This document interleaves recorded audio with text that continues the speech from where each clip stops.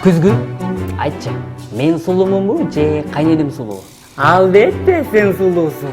Рахмат, күзгү, рахмат. Мындан да сулуу болгуң келеби? Мындан да сулуу болсо болобу. Кантип? Аны кайненең билет, сулуулуктун сырларын. Кайненеңден сура. Апа?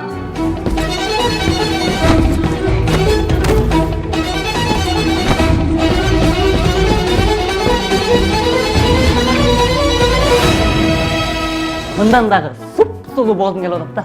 Эмне кылсам болот? Мындан дагы сулуу болуш үчүн бул кремди сыйпашың керек бетиңе.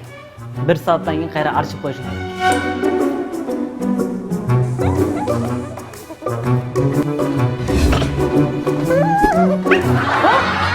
Күзгү, бул не кылганың?